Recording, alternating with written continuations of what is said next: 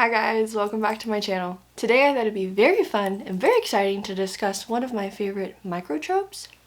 Actual tropes? What this falls under? I think it's a micro-trope. He falls first and falls harder. Now I have a lot of books that I'm going to recommend. They're all in the contemporary romance except for one, which is a dark romance. I mean, I don't know why I put air quotes. It is dark, but there are tons of books, and if you know any books that I don't have in this, you need to recommend it to me because I love this. I will eat it up every single time. I'm obsessed with this trope. It doesn't matter what genre it is, I will fall in love every single time. So let's just jump right into it. I'm going to start with the dark romance one first, get that out of the way, and we'll talk the rest about contemporary romance. But the first one I want to talk about is Butcher and Blackbird by Bryn Weaver. Butcher and Blackbird is about two serial killers who make a bet or make a competition of who can kill bad serial killers. So they're serial killers killing bad serial killers, so like kind of think of it like an Avengers, like they're saving people from bad people. You know what? You can figure it out. There's Rowan and there's Sloane. They find each other in a very unlikely situation. Every year they have this competition, and the first one to kill like a bad serial killer wins for that year. And Rowan is obsessed with Sloane. Like from the first time they meet, he just falls harder and harder and harder every single time. This man is an acts of service man too. He is pining for her. He wants to get out of the friend zone, but he doesn't want to scare her because she's a very flighty person. It is so good. Please, please read your trigger warnings. It is a long page and it has the most obscure trigger warnings and things that I would have never ever thought that I would possibly ever read in my entire life. But I just want to tell you that I will never be able to look at cookies and cream ice cream ever again the same. I'm just telling you that right now. Alright, now going into only contemporary romances from now on. The second one that I want to recommend is Wildfire by Hannah Grace. This is, for me, I think it was better than Icebreaker, this is the second book in the Maple Hill universe? Maple Hill series. It's the college that they go to in Southern California, and it's about these ice skaters. No, oh my god, they're hockey players. Sorry, they're hockey players, and there's like 5 or 6 solid guys on the team, and then it's their story and like their romance. So there's only 3 books out right now. I haven't read Henry's yet, and I'm so mad because he's like my favorite one that has been mentioned since the first book, and I haven't read his story yet. I have it. I just need to read it. But this is the second book. And like I said, it's better than Icebreaker, but it's still like not that good. But I think I gave it like a 3.5, so that's why I'm still recommending it. It's about Russ and Aurora. Russ is on this hockey team. He's very shy, very introverted. Aurora is a girl that goes to the college. They meet at a college party, have a one-night stand, go their separate ways, and then they meet back unexpectedly at this summer camp, and they're both counselors there. It's a forced proximity, but they can't be together. They also have their own daddy issues that they need to work through. Side characters, all that stuff. It was like kind of nothing happened at the same time, but it is a good like summer kind of cozy book. But he did fall first and like continues to fall harder and harder and harder for her throughout the whole entire book. Alright, the third book that I want to talk about is The 7-Year Slip by Ashley Poston. Ashley Poston is an author that is just an automatic buy for me. I will buy all of her books, any of her books. I will read them and love them, no matter what the plot line is. She's just that type of author for me. I like the Dead Romantics better than this, but it's still pretty good, the storyline. She deals with a lot of like fantasy elements, realism. What is it? There's a word for it. Fantasy realism. It follows Clementine. She is this woman who loses her aunt, and she was really close with her aunt. She would always visit her. She's kind of like going through a repetitive cycle in her life while also trying to mourn, so she moves into her aunt's old apartment, and her aunt always said that this apartment has magic to it. So she's in this apartment one day, and all of a sudden this guy is also in this apartment with her, and she's like, what the heck are you doing here? He's 7 years from the present. In the past. He's 7 years in the past while she's in the present. That's how I'll word it. But if she leaves the apartment, he could potentially vanish. So but he's not a ghost. I don't want it to sound like he's a ghost. It's kind of hard to explain, or I'm just illiterate today and my words aren't working properly. That could be the case because that happens most days. This is still a really good book. It was very entertaining. Ashley Poston is just a beautiful person. Her work is amazing. Like, it's beautifully written. It's poetry. That's how I always describe it. She deals with a lot of grieving and also adding fantasy elements into a realistic life of a griever. Highly recommend. Great book, great fall vibe book. The next book is Beach Read by Emily Henry, and this is another auto-buy author for me. She is amazing. I love her work also. She is another author that deals with realistic situations and also kind of dealing with grief, not to the extent of Ashley Poston, but kind of moving on from traumatic experiences and how that would look like. This book is about two folks that went to college together, and they were both English majors, I believe, or they were both in the writing world. January is the female main character. She has always seen Augustus, the main male character. She's always seen him as competition. They've always been rivals in college and now out of college in their professional careers. They write about different genres, but they're always trying to compete on who's the best seller and all this stuff. So January moves to this town temporarily into her dad's old house because he has just recently passed away, and she found out some secrets that she doesn't want to know about. So she's trying to deal with that, while also realizing that her rival is living right next door to her for this temporary time. And they make a bet, because they're both in a writing slump, to switch genres and write a story. And it's really cute. I love it. It's probably, I think it's my favorite read from her.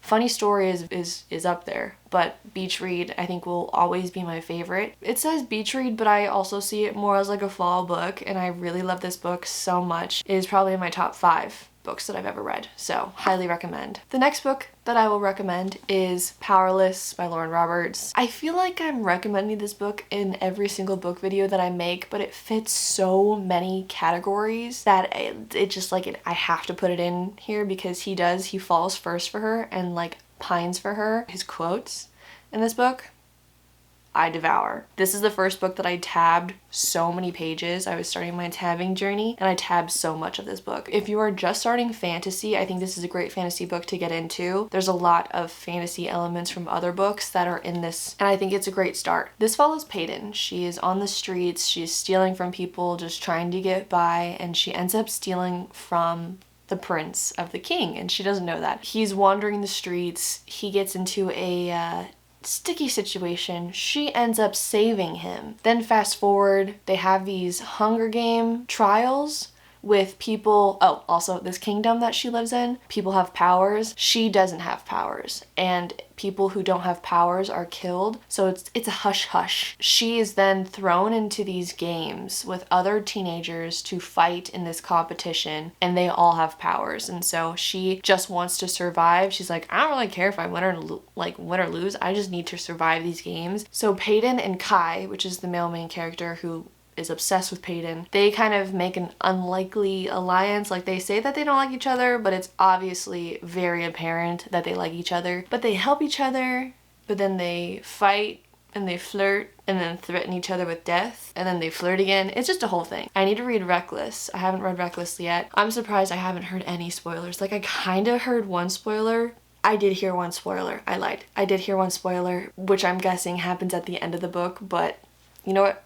It's a journey that I'm still on, and I'm gonna ride that as best as I can. Okay, the next book that I want to recommend is from a series that I always forget about. Like, I was obsessed with the series when I first read it, and now I never think about it. And it's from the Twisted series, and it's Twisted Lies by Anna Huang. This is the last book in the series, and I feel like this is very applicable to He Fell First and Fell Harder, and it follows my man Christian Harper, which Christian Harper, if there's a man that's out there that is like Christian Harper, you get in contact with me. Basically, there's Stella. Stella is this beauty influencer lifestyle girly, and she is an Instagram model. And she's very introverted, very people pleaser. Then there's Christian Harper. He is a head security guy, loves to mess with people's lives if he's in a bad mood, super real, I understand. Very cool, very smart, highly intellectual. He meets Stella in the past books.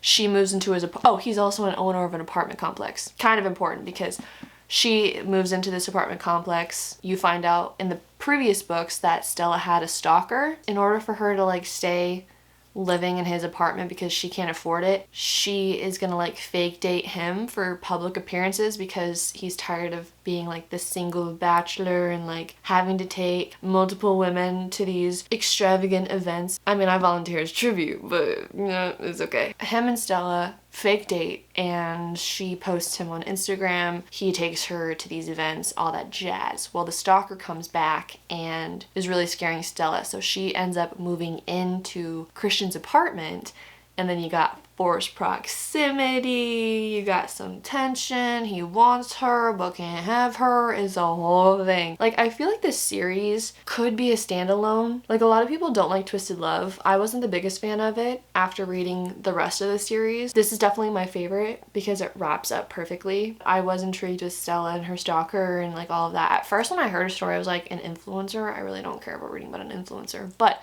it was very action-packed, it was intriguing, I was obsessed.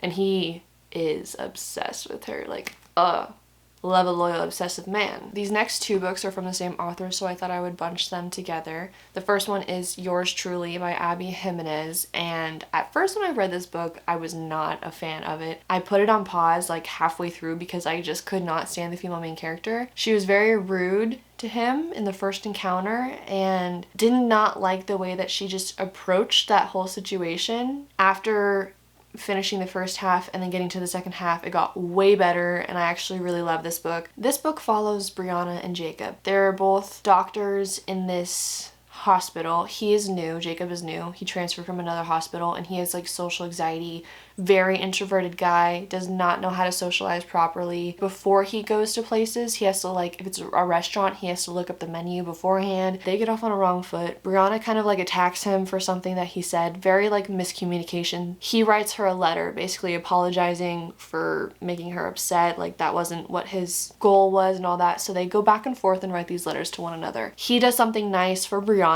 Brianna then does something nice for him. They end up fake dating. It just kind of just blossoms from there. It's really cute, like I said, but a lot of miscommunication in this book that I think maybe that's why it drove me wild in the first half of this book, because there's just so much miscommunication. Honestly, like 3/4 of this book is just miscommunicating, but I still enjoyed the overall result of this book, so. And the next one is Just for the Summer by the same author. This is one of my favorite books that I have read, probably again in top 5. I read it for the first time in May and I've been obsessed with it ever since. It's another fake dating, which is interesting now. Telling you all of the plots of these books, but this follows Emma and Justin. They think that they are cursed in dating. Justin puts on this Reddit thread that, you know, he's cursed. He dates a girl and then when they break up, the girl finds the love of her life. And so Emma sees this, reaches out and is like, same. They end up making a bet or like this pact where they fake date for the summer and then they break up. Then they'll go on and meet the loves of their lives. The book is so cute, but it's super sad at the same time because it's very realistic when it comes to love and will make you cry because it also deals with trauma and grieving and trying to move past a lot of issues like familial trauma. It's so incredibly raw and beautiful, and I highly recommend. The next ones are from the same authors also, and it's by Elsie Silver. The first one I want to talk about is Reckless. This is the fourth book in the Chestnut Spring series, one of my favorite book series, and it's a cowboy romance. It follows Winter and Theo. Theo is a professional bull rider. He's on the younger side, and then you have Winter. She is a doctor. They have a one-night stand and she ends up getting pregnant. This is the only accidental pregnancy book that I have read. This is done really well, the way that it's structured. They come together and co-parent this child. Their relationship is so cute because she is Miss Independent. She's just done everything on her own and by herself, and here comes Theo. He comes in and wants to help her and wants to cherish her, wants to like feed her inner child, and so they are just so cute together, trying to figure out their child, their relationship, their careers, and how that's gonna work. And this man barks for Winter. Like, he is obsessed with her and has loved her from the first moment that they ever met, and he never stops, and he just falls and falls and falls. It's so cute, and I love this book. This is my second favorite book in the Chestnut Spring series. The last one that I'm going to recommend is Wild Love by Elsie Silver. This is the first book in another series, which I don't know what that one, it's a single dad romance. I don't know what that series is called. It's good. It's not my favorite. I definitely like the Chestnut Spring series better so far than this series yet, but again, I've only read this first book, but it is very cute. It follows Ford and Rosie. Ford has always been in love with Rosie. He's best friends with Rosie's older brother, and so they've always had this kind of like bickering, fighting relationship. He's always loved her. He was very awkward when he was a teenager and then grew up to be this really hot billionaire man who's a producer in the music industry. Rosie is going through it. She doesn't really know how to figure out her life. Ford gives her an assistant position and like has her work for him. It's really cute, like their situation. I just couldn't stand Rosie because there would be at moments where she was super mature and I really liked her, and then super immature, and I didn't like the things that she was saying to him. I think it was super out of pocket, or maybe that was just the majority of her character and the maturity was out of pocket for her. I'm not really sure, but she was very inconsistent as a character, and I think that's what drove me wild. Also, like things that happened between her and Ford, like it kind of felt forced a little bit. I still enjoyed it, and I think it was still really cute. I do love a single dad romance. That was my favorite book in the Chestnut Spring series, was Heartless. And so I'm very excited to continue reading the rest of the books in the series because they're all single dads. Those are all the books that I'm going to recommend. If you like this video, please like and subscribe for more videos to come. If you want to follow me on any other social media platforms, I will have them linked down below, and I hope to be seeing you in the next video. Bye!